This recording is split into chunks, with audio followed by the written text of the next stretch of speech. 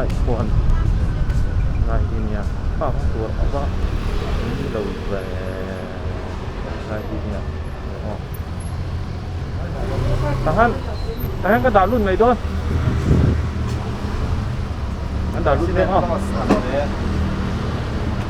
thôi yêu mẹ yêu sẽ tao mẹ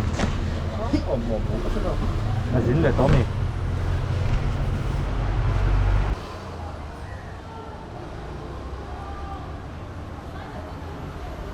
ale tuna hian Cheerful Blossoms helmet point tia kanoma mission veng ania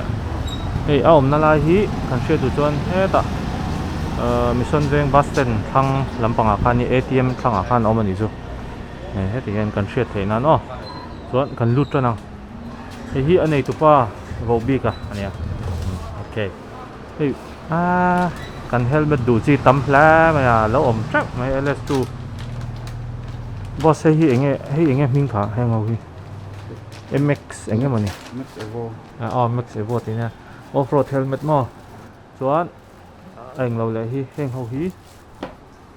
moi lam khop mai hi Subverter Evo ti khania hi sing khat le sang thung ve tro em sing khat sang ni zali ni chu na lam va khai moi tuk pati pia color du va tam ve hi na hi ma la na rap ma le ma han ting nok ta ai eng lo sap top ma le muddy days moi rap thak LS2 hi mo kan husit ringa tai sem ti meang adap kha ma na han tam thei tu ka kan ril ruwa LS2 chu hi kan ti le thina ma se LS2 hi European englo de ni ta chu bang chuan husit ra rang su tharap thap MotoGP pon khumani ori vek hei tiang ho te mo chu bang chuan tha trust me le helai mi pe chu moi ra ma la color combination hi ka du top man heta pa hen hei SMK te an nei a chuan inge kha hei hi Ridex ti te pon nei chuanin hi SMK hi a model hi moi khop mai hengo koi pa khop mai chuan hei no pang helmet te Chix helmet ti te po hei no pang helmet tro heng ho hi mei che helmet mo mei che helmet tho helmet te po heng ho hi eng zat te nge Sangkhat Jali le Somko Sangkhat Jali Somko pakwa nia chuan taxi helmet te po om ni eng sa ka chok ngai lo he tiang half face te po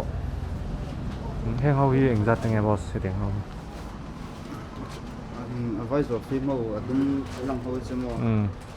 Sangkhat Jasari le Somnga ni ka Sangkhat Jasari Somnga ke khom sa ho advisor Sangkhat le Jaret le Somko Sangkhat Jaret Somko ati bor ban ni chu chuan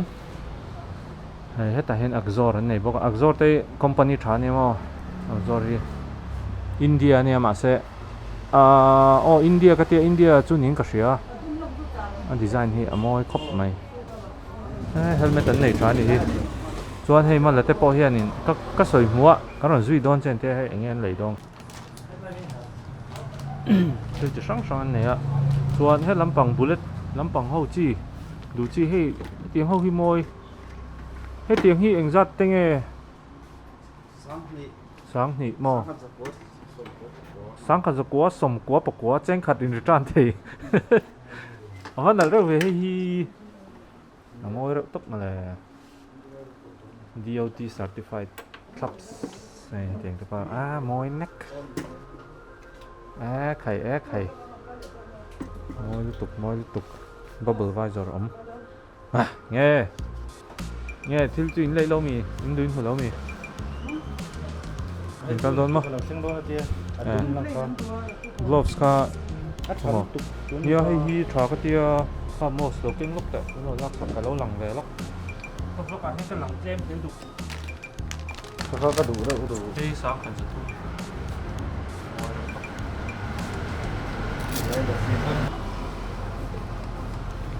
có bụi chung á bún mấy mày à gì à này bánh sợi bánh sợi bún nó nồng lắm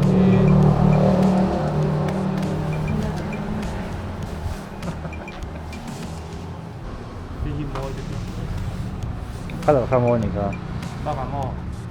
thì ISI certified các anh em thì sáng thum thế nhỉ Sampu le re de somli. sáng thum giờ đấy sống đi để tí đi để xe trụ mò Hei hi LS2 Subverter Evo ti ni hei an zuara heta hian a thakap mai hei off-road helmet moi box ya a quality hi a class khop mai rem mai a sing khat le sang ni le sing khat sang thum tling lo vel ni chu ma ni lu chan him nan chuan a to mi lo kan ti to kha e phone te po man to deuh kan lei thawa chuwang chuanin riding gear hi to hi kan ti mal tuka helmet them deuh le ai chuanin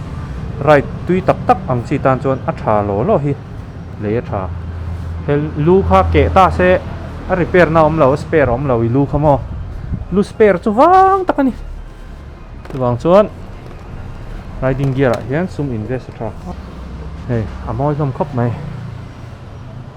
moi takani kan helmet duang chi type mo chuan nakina aron theng le do na atia keima helmet ang chi ho te po hi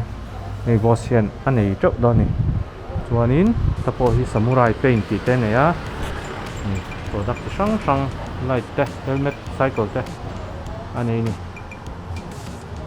bon khop mai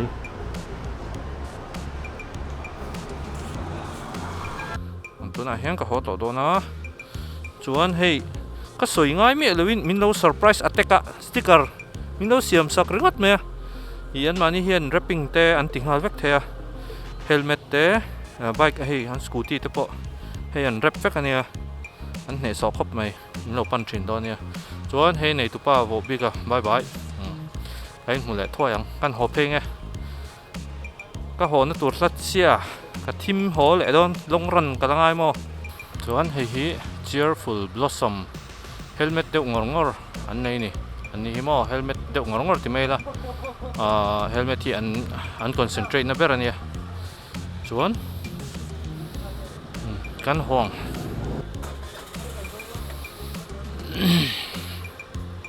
hei hi tluanga ani bye bye lang do ne LZ varte nao ni hi ommo vela ka tlo lo mang LZ adventure guru nao ni so ani o boss kan shil do ne chanchin ale pots an ho tong chuan an fel khop mai ni kha thingpui te kan han ina kan han ti tia bike chanchin te kan han soya chuanin hei mi son venga a om ka ti khamo going to scooter ka chang ve hlau mai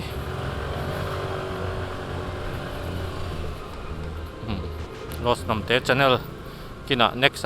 in lo thlir le trap no ne bye bye phatu